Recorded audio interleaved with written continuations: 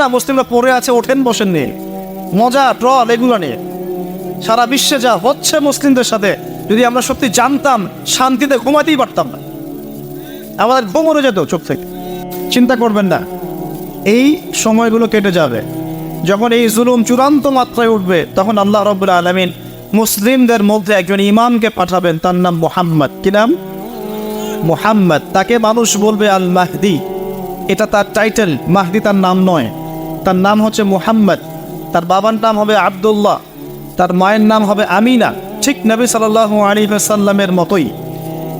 এবং তিনি মুহাম্মদ সাল্লাল্লাহু আলাইহি ওয়াসাল্লামের বংশধরদের মধ্যেই হবে।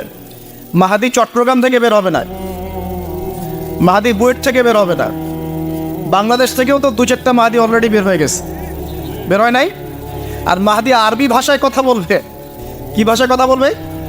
পাঞ্জাবি ভাষায় কথা বলবে না। আমাদের পাঞ্জাব থেকে একটা মাহাদি বের হয়েছিল ইংরেজদের সময়, ব্রিটিশ আমলে। সে বলেছে আমি মাহাদি, আমি ঈসা, নাউজুবিল্লাহ। পরে দাবি করেছে সেই নবী। আর বাংলার মাটিতে এদের দাওয়াত এখন খুব জোরে জোরে চলছে। নাম দিয়েছে আহমদিয়া মুসলিম জামাত, নাম শুনেছেন নাকি? তাদের এই নেতা দাবি করেছিল সে মাহাদি, সেই ঈসা, নাউজুবিল্লাহ। তো মাহাদি আরবি ভাষায় কথা বলবে ভাই, আর মাহাদি হবেন আরব মায়ের সন্তান, পাঞ্জাবি মায়ের সন্তান না। পাঞ্জাবি ভাষায় কথা বলবে না, বাংলা ভাষায় কথা বলবে না। তিনি মদিনা থেকে আসবেন। কোত্থেকে? তিনি দায়িত্ব নিতে চাইবেন না, বরং পালিয়ে আসবেন মক্কায়। মানুষ তাকে জোর করে দায়িত্ব দিবে।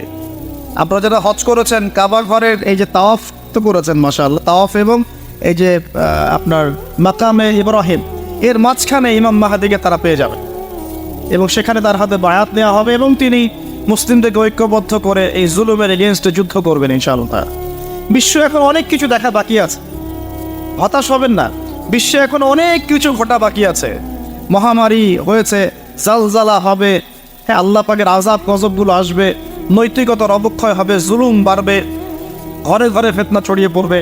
এর মধ্যেও আসহাবুল কাহাফের মতো কিছু মানুষ ঈমানও ধরে রাখবে ইনশাআল্লাহ।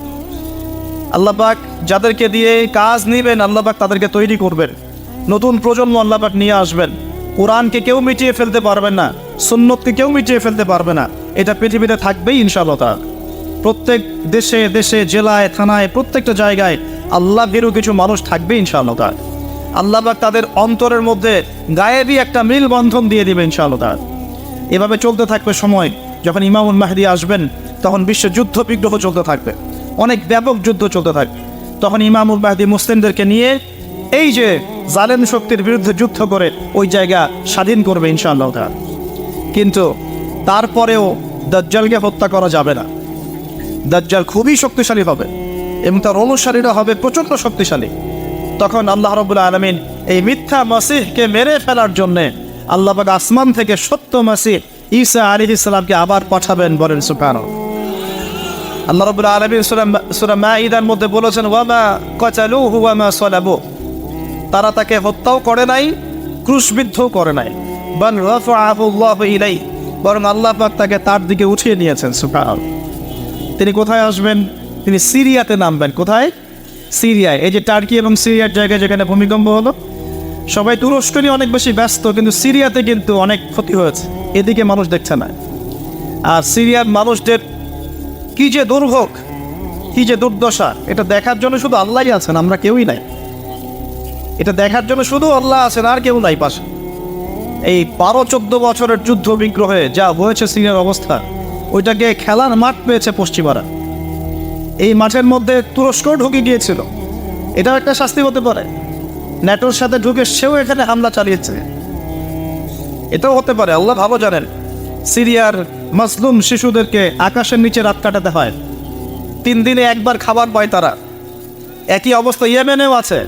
ইয়েমেনে যে বলা হয় যে 5 থেকে 6 লক্ষ মানুষ মারা গেছে বিগত গৃহযুদ্ধে 2010 সাল থেকে। আর সেখানে যতজন মানুষ মারা গেছে তার মধ্যে 60% হচ্ছে বাচ্চা। তো এই বাচ্চাদের কি দোষ ছিল? তারা কি জানতো শিয়া কাকে বলে, সুন্নি কাকে বলে? তারা কি জানে দুনিয়া কি, আখেরাত কি? তারা কি জানে কোনটা হক কোনটা বাতিল? তারা তো জানে যে মায়ের বুকে দুধ খেতে হয়, দুধের বাচ্চাগুলো দুধ পায় না। মায়েরা দুধ দিতে পারে না, খাবার নাই, দুর্ভিক্ষ, এই সংকটের জন্য কে দায়ী? আল্লাহ না মানুষ? কে দায়ী?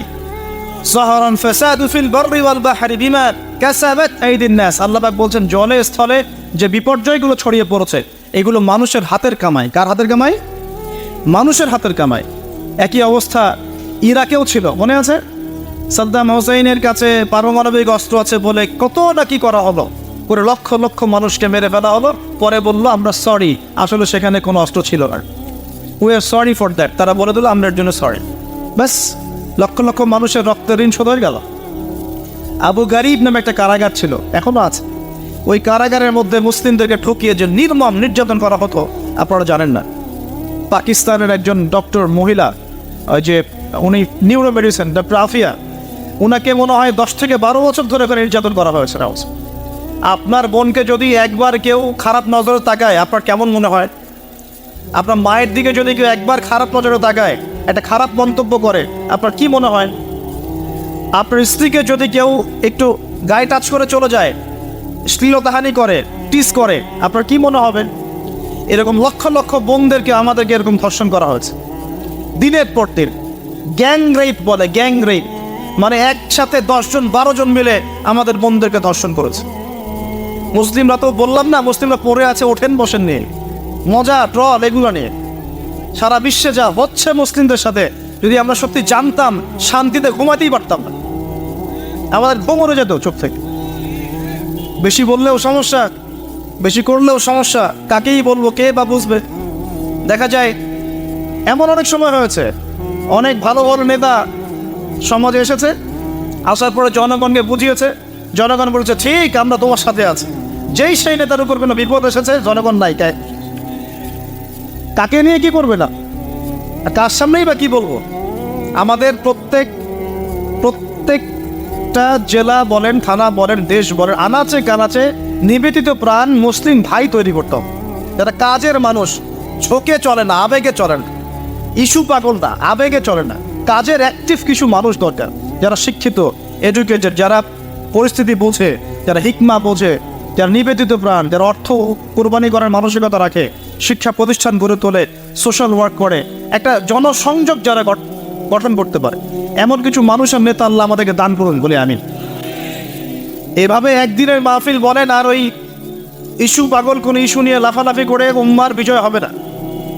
আমাদের সবাইকে যার যার জায়গা থেকে কনস্ট্রাকটিভ কাজ করতে হবে, সবাইকে এফোর্ট দিতে হবে। শুধু একজন দায়ীর দায়িত্ব না, একজন আলেমের দায়িত্ব না, আপনারও দায়িত্ব আছে। তো নবী সাল্লাল্লাহু আলাইহি ওয়াসাল্লাম বলেছিলেন অনেক দিন আগেই, প্রায় 1400 বছর আগে, শুনিবাতিল খুমর, বেশি বেশি মাদক দ্রব্য সেবন করা হবে, ওয়াজহরাতিল কায়নাত ওয়াল মাআজিফ, এবং প্রচুর নর্তকী গায়িকার প্রচলন ঘটেছে কিনা, ওয়াল মাআজিফ, এবং বাদ্যযন্ত্রের প্রচলন বেড়েছে কিনা। নবীজি অন্য হাদিসে বলেছেন লা ইয়াশরাবান্না আন-নাস মিন হাযিহিল উম্মাল খামর ইউসাম্মুনাহা বিগাইরি ইসমিহা। এই উম্মতের এক অংশের মানুষ মাদকদ্রব্য সেবন করবে, কিন্তু তার নাম রাখবে ভিন্ন, মাদককে মাদক বলবে না, ভিন্ন নামে সম্বোধন করবে। নবীজি বলছেন ইউযাফু আলা রুউসিহিমুল মাআজিফ, মানুষের মাথার উপরে, মাথার কাছে বাদ্যযন্ত্র বাজতে থাকবে। এর ব্যাখ্যা আমরা বুঝতে পারতাম না, এখন বুঝতে পারি। মানুষের মাথার কাছে, কানের ভিতরে কেমন করে বাদ্যযন্ত্র বাজতে পারে, কিভাবে বাজতে পারে?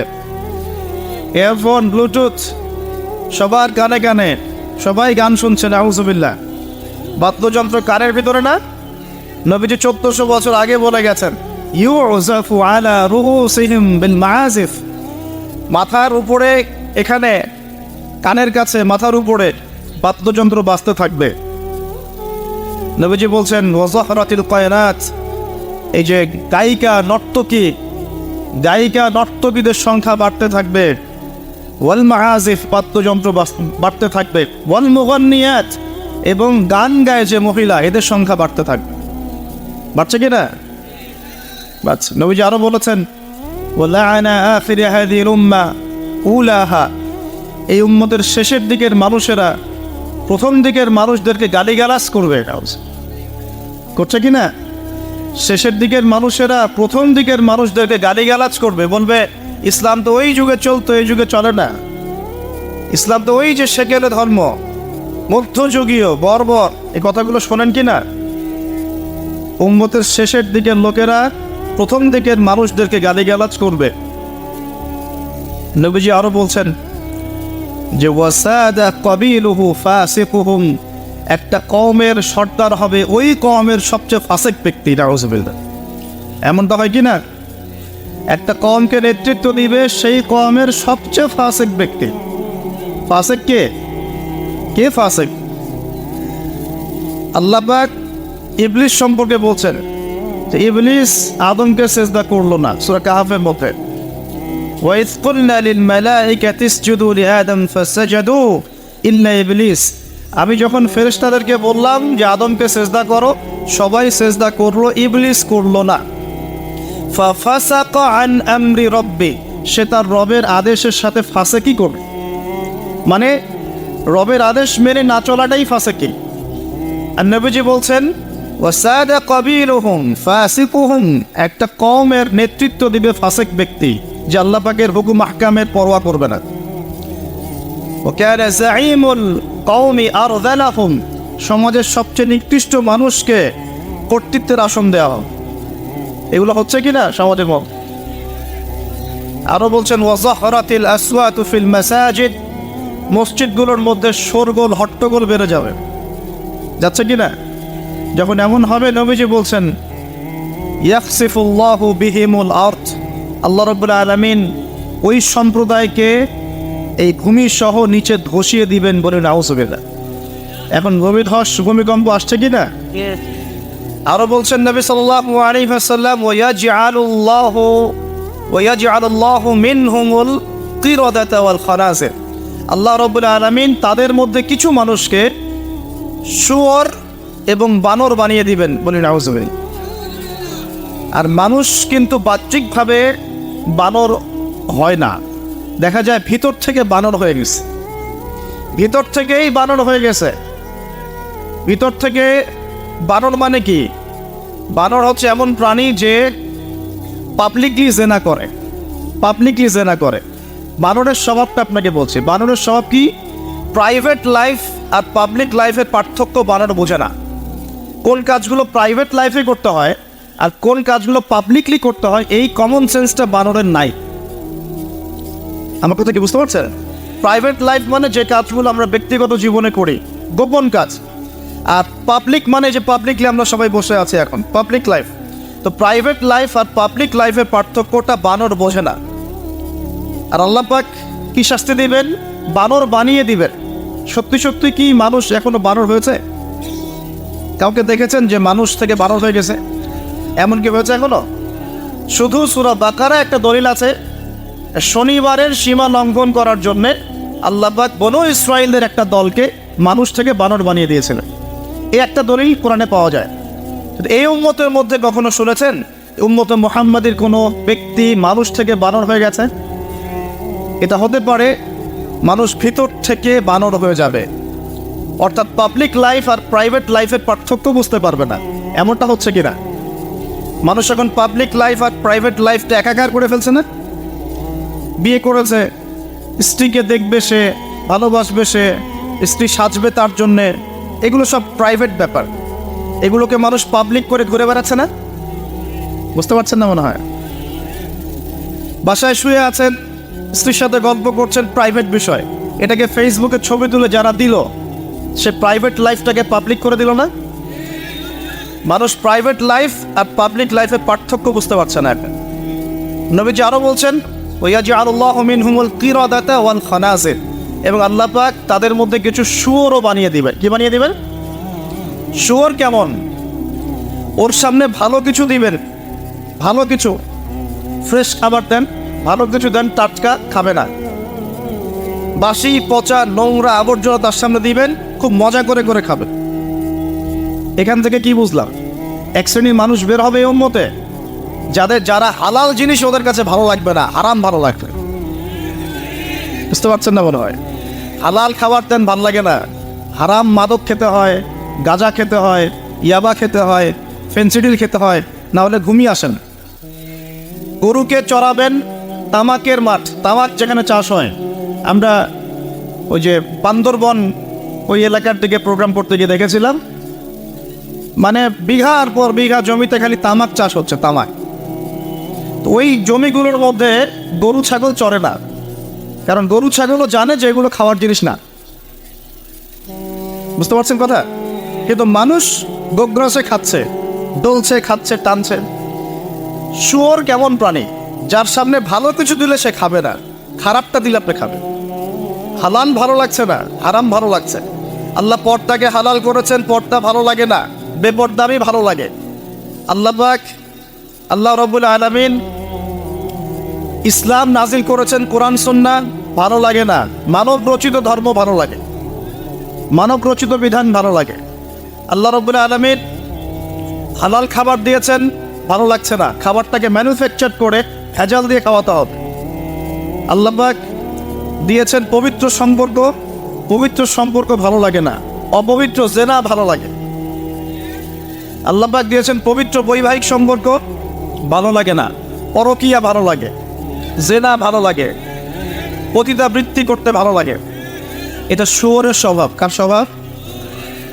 এটাই হতে পারে সেই ব্যাখ্যা আল্লাহ পাক বলছেন, তার নবীর মাধ্যমে জানাচ্ছেন, আল্লাহ পাক এই উম্মতের কিছু মানুষকে বানর বানিয়ে দিবেন, আবার শুয়োর বানিয়ে দিবেন। ভিতর থেকে বানর আর শুয়োর হয়ে যাচ্ছে মানুষ। আর এখন এগুলোই শেখানো হয় যে আমাদের পূর্বপুরুষকে নাকি মানব থেকে তৈরি করা হয়েছে। এই আকীদায় যে বিশ্বাস করে সে স্পষ্ট কাফের। যে এরকম কোন আকীদায় বিশ্বাস করবে সে স্পষ্ট কাফের, এবং তাকে কেউ কাফের মনে না করলেও সে কাফের। এখানে বড় বড় অনেক ওলামায়ে কেরাম আছেন, আমি আসলে তাদের সামনে কথা বলতে লজ্জা বোধ করছি। আপনারা তাদের কাছ থেকে ফতোয়া জিজ্ঞাসা করেন। কেউ যদি বিশ্বাস করে যে আল্লাহ পাক মানুষকে নিজ হাতে আদম আলাইহিস সালামকে সৃষ্টি করেন নাই, বরং মানুষ বানর থেকে আস্তে আস্তে আস্তে আস্তে মানুষ হয়েছে, এই কথা যদি কেউ বিশ্বাস করে তাহলে সে ঈমান থাকবে না কুফরি হবে? ঈমান থাকবে? কোশ্চিত কালেও না। একজনকে চার্জ করা হচ্ছে। অবশ্যই এখানে একটা বিষয় আছে, এটা হয়তো সবাই ধরতে পারছে না। এখানে কিন্তু ইস্যু কয়েকটা আছে। একটা হচ্ছে বিবর্তনবাদ, একটা হচ্ছে ইতিহাস বিকৃতি, একটা হচ্ছে সমকামিতার শিক্ষা প্রদান করা, একটা হচ্ছে ইসলামিক যে মুভমেন্ট সেটাকে সবার সামনে নেগেটিভলি উপস্থাপন করা। এরকম কিছু ইস্যু কিন্তু উঠেছে। আমরা কিন্তু ব্যস্ত হয়ে আছি এই বানর আর মানুষ নিয়ে, তাই না? এখানে বানর আর মানুষটা মূল জিনিস না। এই পুরো জিনিসটার মূল বিষয়টা হচ্ছে এমন কিছু প্রবর্তন করার চেষ্টা করা হচ্ছে যেগুলোর উপরে যদি আমাদের প্রজন্ম 10, 20, 30 বছর পড়াশোনা করে, তাহলে 20 বছর পর একটা প্রজন্ম আসবে যারা আল্লাহকেই চিনবে না। এইটা উদ্দেশ্য ছিল, এটা উদ্দেশ্য। আরেকটা বড় উদ্দেশ্য হচ্ছে ইতিহাসকে বিকৃত করা। খেয়াল করে দেখবেন, ফরায়েজি আন্দোলন, হাজী মোহাম্মদ শরীয়তুল্লাহ, তিতুমির, এই যে ইংরেজ বিরোধী বিপ্লবে যারা সর্বোচ্চ নেতৃত্ব দিয়েছিলেন, আলহামদুলিল্লাহ, তাদের নামগুলো আস্তে আস্তে আস্তে আস্তে কিন্তু মুছে ফেলার চেষ্টা করা হচ্ছে। এবং এই জায়গায় কিন্তু এমন কিছু শাসনকে হাইলাইট করা হচ্ছে, যেমন সেন শাসন, খেয়াল করেন নাই? তাদেরকে হাইলাইট করার চেষ্টা করা হচ্ছে। এটা খুব ভালো ছিল। একটা জায়গায় দেখেছে ওইটা নাকি গণতান্ত্রিক ছিল। তা আমরা প্রশ্ন করতে চাই, ওই সময় গণতন্ত্র ছিল? সেন আর পাল বংশের সময় গণতন্ত্র বলে কিছু ছিল? কি দিয়ে মানুষকে কি শেখাচ্ছে আল্লাহ ভালো জানে।